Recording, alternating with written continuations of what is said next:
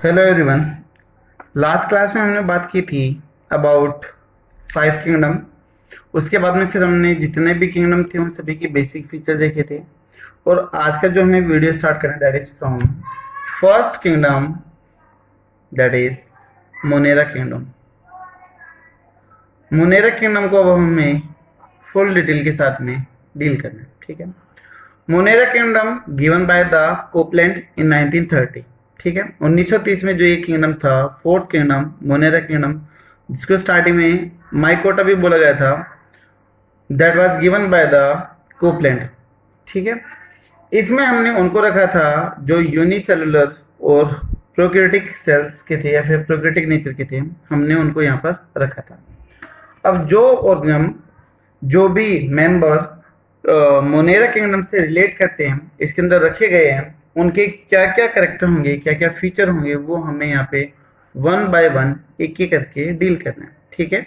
तो इस किंगडम में आने वाले ऑर्गेनिज्म के अंदर कॉमन फीचर क्या क्या होंगे वो हमें यहाँ पे डील करना है। तो पहला है कि इसके अंदर यूनिसेलुलर यूकैरियोटिक सेल ऑर्गेनिज्म को रखा गया, ठीक है। यूनिसेलुलर होंगे एंड प्रोकैरियोटिक सेल। प्रोकैरियोट्स और यूकैरियोट्स दो चीजें होती है। हम प्रोकैरियोट्स उनको बोलते हैं जिनके अंदर वेल डिफाइंड या फिर ट्रू न्यूक्लियस क्या होता है, अब्सेंट होता है, ठीक है। तो प्रोकैरियोटिक की हम बात करें तो they don't have true nucleus and double membrane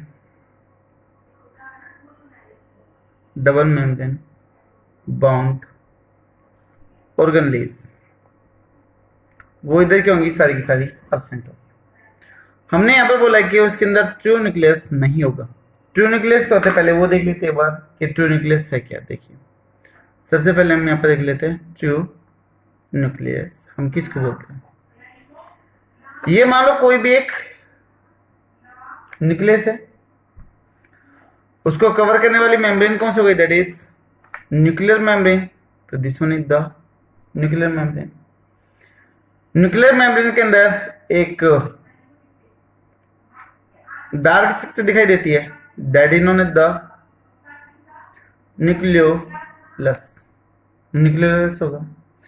इसके अंदर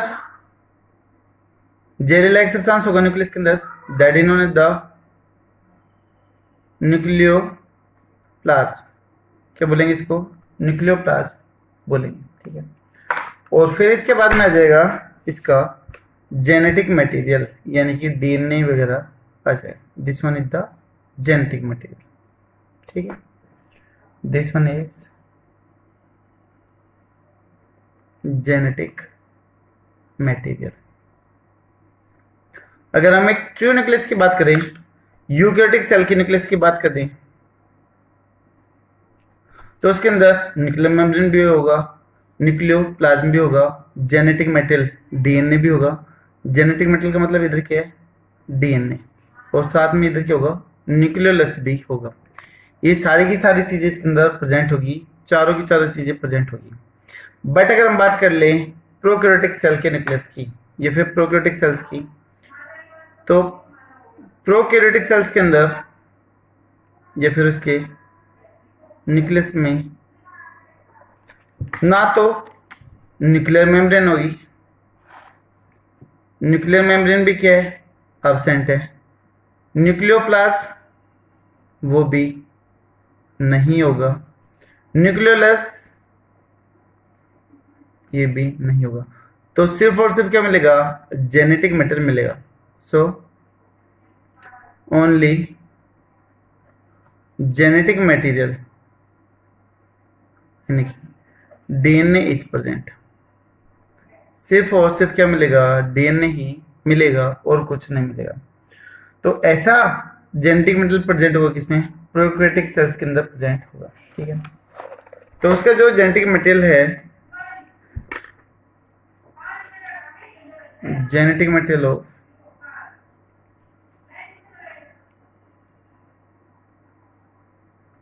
of prokaryotic cell known as nucleoid. क्या क्या बोलते हैं इस जेनेटिक मेटेरियल को, जो बैक्टीरिया में या फिर प्रोकैरियोटिक सेल्स में मिलती है? They are known the firstly known as the nucleoid, ठीक है। Also known as the genophore.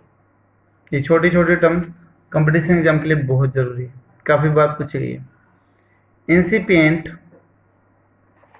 Nucleus, ठीक है, एंड प्रोक्रोमोसोम। देखिए वैसे तो बैक्टीरिया में क्रोमोसोम नहीं होता है, बट क्रोमोसोम की ओरिजिन बोलते कि कुछ इसी तरीके से होती है। तो प्रो का मतलब अर्लियर, ठीक है। तो ये क्रोमोसोम की इनिशिएशन फेज को शो करता है, ठीक है। और ऐसे भी मान के चलते कि जो न्यूक्लियोइड है that is equal to 1 chromosome. जो बैक्टीरिया में न्यूक्लियोइड होता है वो एक क्रोमोसोम के जैसा होता है, ठीक है। उसकी तरह पहला पॉइंट हो गया हमारा। दूसरा पॉइंट डील करना है, जो मेम्ब्रेन बाउंड ऑर्गेनली है वो सारी की सारी इधर क्या होगी? एब्सेंट होगी। तो all membrane bound organelles are absent. सभी ऑर्गेनलीज क्या है? एब्सेंट है। जैसे कि एब्सेंट कौन कौन सी है? गोल्गी बॉडी, डबल मेम्ब्रेन नहीं है लेकिन फिर भी मेम्ब्रेन बाउंडेड है ना। Golgi body, endoplasmic reticulum, mitochondria, chloroplast, nucleus. Nucleus को भी ऑर्गेनली मान के चलते हैं। ये सारी की सारी क्या है? एब्सेंट। बैक्टीरिया में या फिर प्रोकैरियोटिक सेल्स में सिर्फ एक ही ऑर्गेनली है, and that organelle is the ribosome, but have only 70s ribosome. Prokaryotic cell का फीचर है 70s राइबोसोम, और 80s किसमें मिलता है? यूकैरियोटिक सेल्स में मिलता है। तब आप सेल का चैप्टर पढ़ोगे तो वहां पर हम बात करेंगे कि यूकैरियोटिक सेल में भी 70s या फिर 55s राइबोसोम कहाँ कहाँ पर मिलता है, कौन कौन से एक्सेप्शन है वो हम वहां पर डील करेंगे, ठीक है। उसके बाद में जो प्रोकैरियोटिक सेल्स है, प्रोकैरियोटिक सेल्स के अंदर साइक्लोसिस एब्सेंट होगा। Prokaryotic cells don't show cyclosis. Cell don't show cyclosis. अब साइक्लोसिस क्या होता है वो देखते हैं। जैसे मान लो ये एक सेल है कोई भी, उसके अंदर जो वैक्यूल है उसके चारों तरफ साइटोप्लाज्म लगातार चक्कर लगाते रहते हैं। जो साइटोप्लाज्म है वो लगातार क्या करते रहता है? घूमता रहता है, ठीक है। तो इस साइटोप्लाज्म का घूमना, सेल के अंदर गोल गोल घूमना, साइकिल बनाना, that is known as the cyclosis.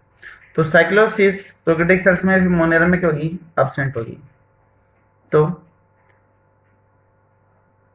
Circular movement of cytoplasm inside the cell known as cyclosis. उसको क्या बोलते हैं? साइक्लोसिस बोलते हैं। क्या ये साइक्लोसिस यूकैरियोटिक सेल्स में होगी? तो बिल्कुल वहां पर साइक्लोसिस होगी, ठीक है। तो यहां पर हम लिख देते हैं यूकैरियोटिक सेल शो साइक्लोसिस, ठीक है। वहां पर साइक्लोसिस। नेक्स्ट पॉइंट हम बोल दें कि जो प्रोकैरियोटिक सेल है they have only single envelope या single membrane system. Generally eukaryotic में बोलते हैं डबल मेम्ब्रेन सिस्टम, लेकिन प्रोकैरियोटिक में कैसे होगा, सिंगल मेम्ब्रेन सिस्टम होगा।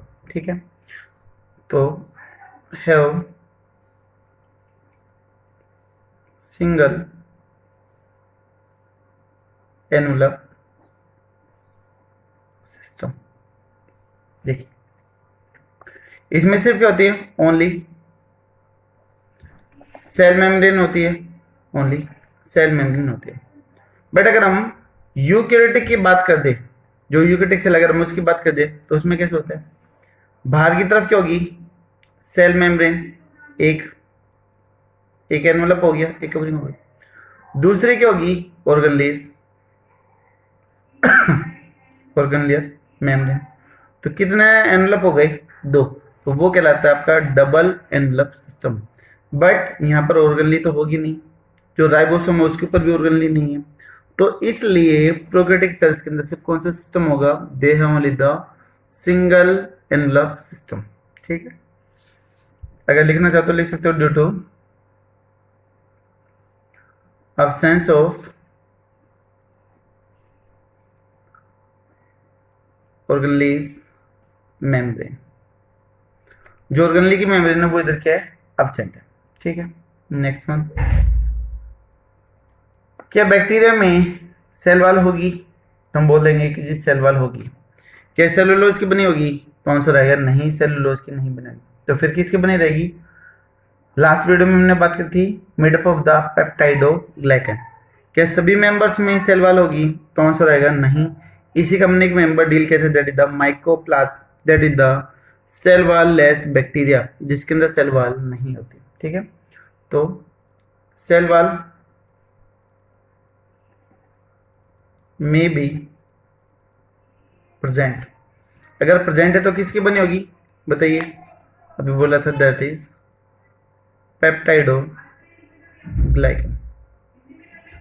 पेप्टाइड प्रोटीन और ग्लाइकन शुगर, तो ये प्रोटीन और शुगर का क्या हो गया, कॉम्बिनेशन हो गया। कंपटीशन एग्जाम का क्वेश्चन है, बाकी इसको डिटेल से और पढ़ेंगे इसकी कंपोजिशन को। बट मे बी प्रेजेंट और मे बी एब्सेंट। एब्सेंट अगर होगी तो किसमें होगी, इन माइकोप्लाज्म।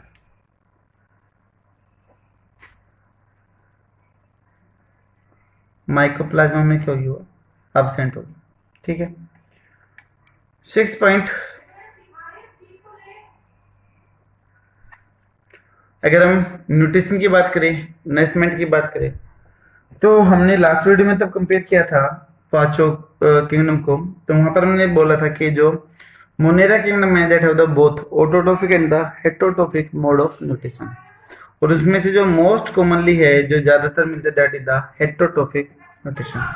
तो अगर न्यूट्रिशन की बात करें तो न्यूट्रिशन में बोल सकते हैं have both type of nutrition. कौन कौन से, ऑटोट्रोफिक एंड द हेटेरोट्रोफिक। तो मोस्ट कॉमनली कौन सा मिलेगा, हेटेरोट्रोफिक मिलेगा। Most common is heterotrophic. Heterotrophic nutrition most common होगा, पूछा जाता है ये भी एग्जाम में कि कौन सा कॉमन है, दोनों है या फिर एक पर। ठीक है, उसके बाद में नेक्स्ट में हम बात कर ले किसकी, रिप्रोडक्शन की बात कर ले, कि जो बैक्टीरिया वो कैसे रिप्रोड्यूस करेंगे। तो have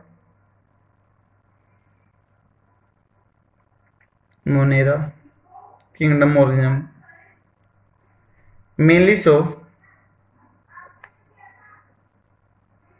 asexual reproduction, asexual reproduction को शो करते हैं। ठीक है, जो ट्रू सेक्सुअल रिप्रोडक्शन है that is absent. True sexual reproduction क्या होगा, एब्सेंट होगा। ठीक है, ये होगा हमारे साथ पॉइंट। कौन कौन से बोले, पहला ट्रू जो जेनेटिक मटेरियल वो क्या है, एब्सेंट। यहाँ पर क्या होगा, न्यूक्लियोइड होगा, न्यूक्लियस नहीं होगा। ट्रू न्यूक्लियस की हमने बात कर ली थी पीछे कि ट्रू न्यूक्लियस हम किसको बोलते हैं, तो उसमें था जिसके अंदर न्यूक्लियर मेम्ब्रेन हो, न्यूक्लियोप्लाज्म हो, जेनेटिक मेटल हो, न्यूक्लियोलस हो। बट बैक्टीरिया के केस में, मोनेरा के केस में 4 में से सिर्फ 3 चीजें एब्सेंट रहेगी और एक ही मिलेगा, न्यूक्लियर मेम्ब्रेन, न्यूक्लियोप्लाज्म और न्यूक्लियोलस। ये तीनों क्या होगी, एब्सेंट होगी, 3 आर एब्सेंट। सिर्फ और सिर्फ एक चीज मिलती है, that is the genetic metal, और इसके जेनेटिक मेटल को हमने क्या नाम दिया था, न्यूक्लियोइड, और nucleoid is equal to the 1 chromosome. उसके बाद में हमने बात करी थी ऑर्गन लिखी, जितनी भी मेम्ब्रेन बाउंड ऑर्गन लिए वो सारी की सारी क्या होगी, एब्सेंट। सिर्फ एक ही ऑर्गन लिए, वो भी विदाउट मेम्ब्रेन किए, that is the 70S ribosome. उसके बाद में साइक्लोसिस क्या होगा, absent. Circular movement of cytoplasm, इन्होंने द साइक्लोसिस। यूकैरियोटिक सेल में क्या होगा, प्रेजेंट होगा। उसके बाद में सिंगल एनवेलप सिस्टम है, जो ऑर्गेनली की मेम्ब्रेन है वो इधर क्या होगी, एब्सेंट है। उसके बाद में सेल वॉल प्रेजेंट होगी, जो किसकी बनी होगी, पेप्टाइडोग्लाइकन की बनी होगी, माइक्रोप्लाज्म में वो भी नहीं होती है, ठीक। उसके बाद में नेक्स्ट वन है, इसमें दोनों तरह के मोड ऑफ न्यूट्रिशन होते हैं, ऑटोट्रोफिक भी और हेटरोट्रोफिक भी, पर जो मोस्ट कॉमन टाइप है न्यूट्रिशन का, that is the heterotrophic. Autotrophic में हमने बात करी थी फोटो एंड द कीमोटोट्रोफिक न्यूट्रिशन, और हेटरोट्रोफिक में आपको याद होगा पैरासिटिक था, सिम्बायोटिक था, और भी दूसरे टाइप हमने पढ़े थे। उसके बाद में था मोनेरा किंगडम की जो ऑर्गन में, दे mainly show the asexual reproduction, जो ट्रू सेक्सुअल रिप्रोडक्शन होगा दैट इज एब्सेंट, ठीक है। नेक्स्ट वन हम पढ़ते हैं,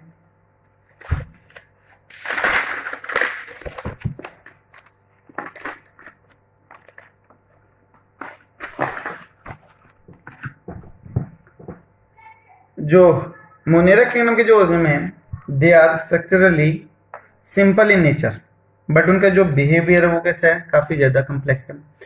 कई बार कंपटीशन एग्जाम में ये स्टेटमेंट देखिए पूछ लेते हैं कि स्ट्रक्चर कैसे सिंपल, बिहेवियर भी कैसे सिंपल है।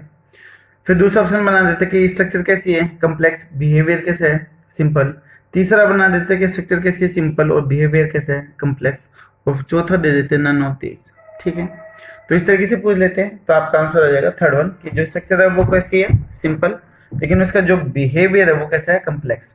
और कॉम्प्लेक्स क्यों है, due to diverse metabolic activity, उसके अंदर अलग अलग टाइप की एक्टिविटी है, ठीक है। तो ये पॉइंट लिख दें, structure is simple but behaviour is complex. Behavior is complex due to diverse metabolic activity. उसमें जो मेटाबॉलिक एक्टिविटी है वो बहुत सारी है, अलग अलग टाइप की है, जिसकी वजह से वो कॉम्प्लेक्स नेचर में आ जाता है, ठीक है।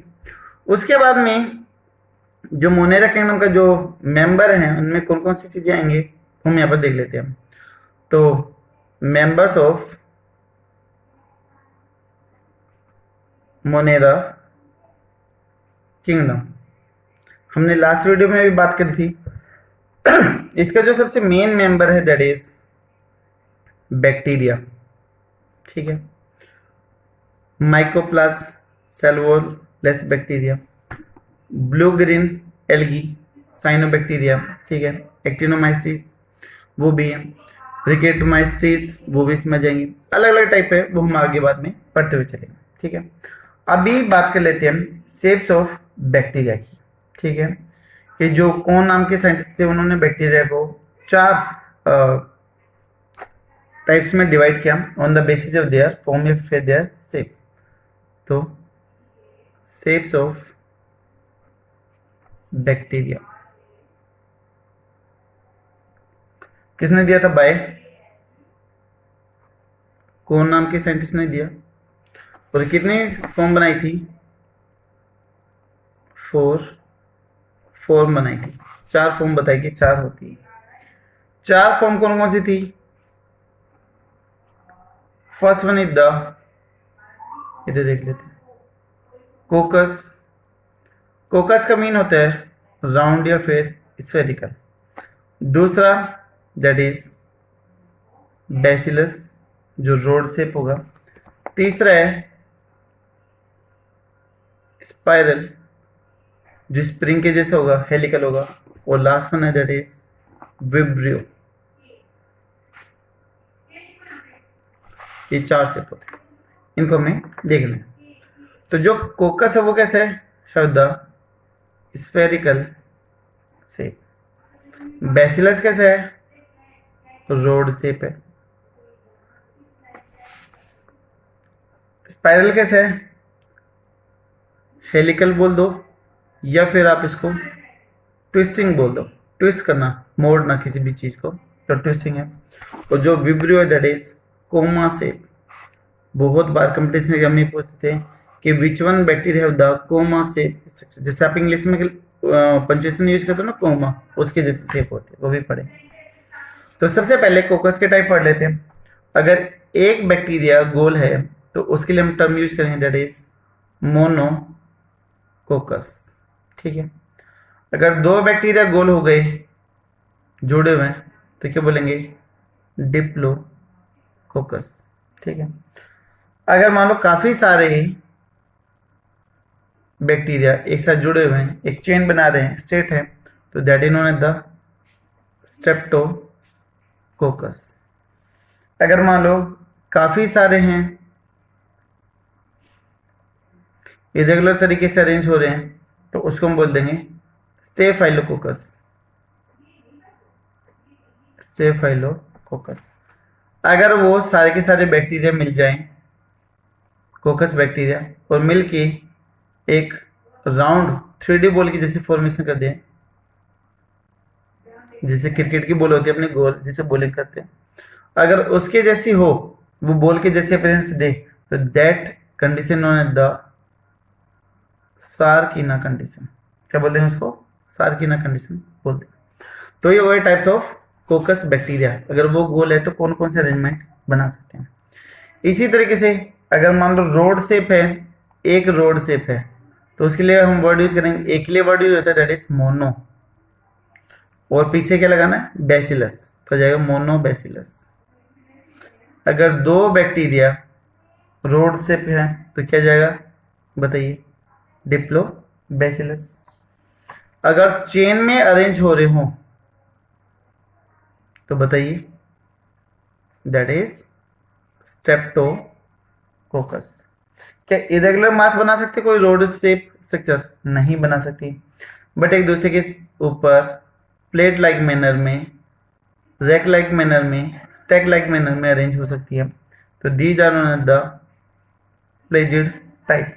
क्या बोलेंगे उसको, प्लेजिड टाइप बोल देंगे, ठीक है। नेक्स्ट वन है हेलिकल या फिर स्पाइरल या फिर ट्विस्टिंग नेचर का, जिसके केस में बैक्टीरिया की बॉडी इस तरीके से स्प्रिंग की तरह फोल्ड हो रही हो, तो उसको हम क्या बोलते हैं,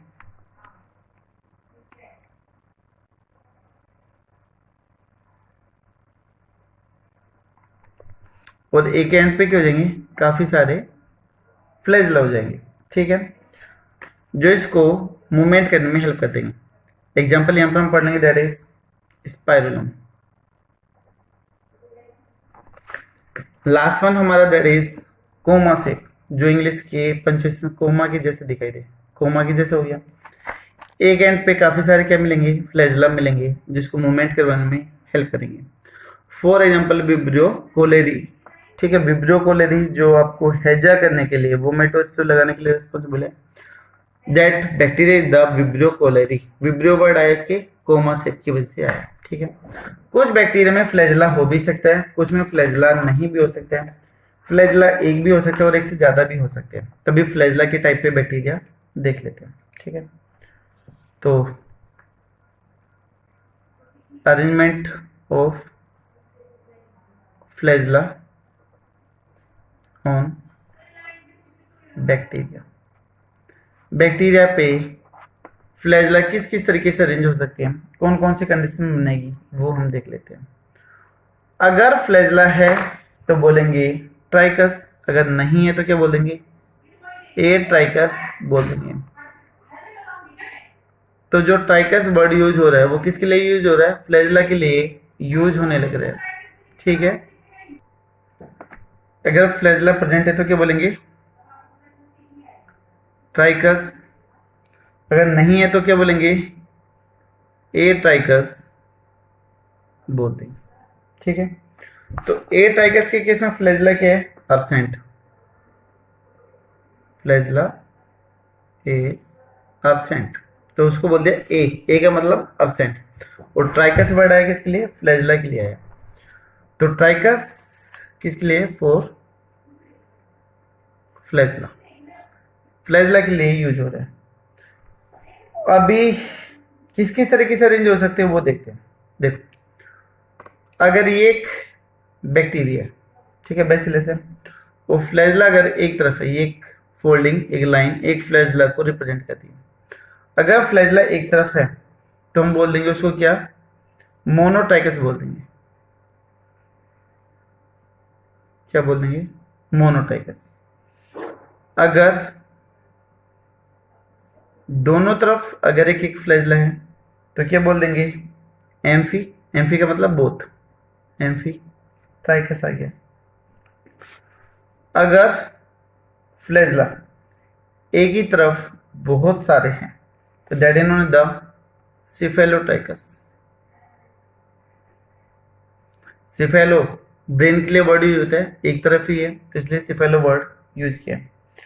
दोनों तरफ अगर बहुत सारे हो, ग्रुप में हो, एक तरफ था तो हमने क्या बोला था? सिफेलो। अगर दोनों तरफ बहुत सारे हो तो उसके लिए हम वर्ड यूज करेंगे दैट इज लोफोट्राइकस। क्या बोलेंगे? लोफोट्राइकस। अगर पूरी बॉडी पर, आई थिंक शायद दिखाई दे रहा होगा, पूरी बॉडी पर अगर फ्लैजला इक्वली डिस्ट्रीब्यूटेड है, पूरी बॉडी पर अगर फ्लैजला प्रेजेंट है तो that condition known as the peritrichous. ये जितने भी हैं ये सारे के सारे टाइप आ जाते हैं किसके? पोलर की, कि एक या दो तरफ ही फ्लैजला प्रेजेंट है। बट इसमें तो पूरी बॉडी के ऊपर है, कोई पोल है ही नहीं, तो ये आ जाएगा आपका नॉन पोलर आ जाएगा। क्या आएगा? ये नॉन पोलर आएगा। और जो कंपटीशन एग्जाम में पूछते हैं कि E coli bacteria relate to which group of flagella bacteria, तो उसमें आंसर आ जाएगा दैट इज द पेरीट्राइकस। इसमें जाएगा ई कोलाई बैक्टीरिया। ठीक है, जिसको आप एस्केरिया कोलाई भी बोलते हो, दैट इज पेरीट्राइकस बैक्टीरिया। जो सीवेज कंटामिनेटेड वाटर होता है उसके अंदर आपका ई कोलाई बैक्टीरिया मिलता है।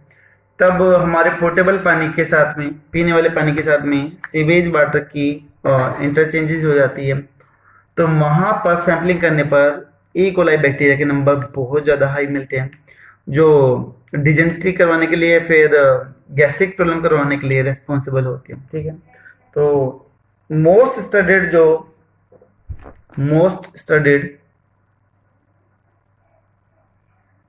जो पेरीट्राइकस बैक्टीरिया है, peritrichous bacteria that is E coli. ये इंपॉर्टेंट पॉइंट है भाई। ठीक है, मोस्ट स्टडीड पेरीट्राइकस बैक्टीरिया कौन सा है? तो नाम आएगा आपका ई कोलाई बैक्टीरिया टाइप। ठीक है, ये था दोस्तों आज के वीडियो में बैक्टीरिया के बेसिक के मोनेरा किंगडम के कैरेक्टर क्या क्या होंगे, कौन कौन से मेंबर आएंगे, और उसमें कौन कौन से शेप होते हैं, कौन कौन से फ्लैजला के टाइप्स हो सकते हैं। तो ये था आज की वीडियो में। नेक्स्ट वीडियो में हम बात करेंगे स्ट्रक्चर ऑफ द बैक्टीरिया। एक बैक्टीरिया के अंदर कौन कौन से कंपोनेंट होंगे, कैसे कैसे वो दिखाई दे सकते। ठीक है, तो थैंक यू सो मच।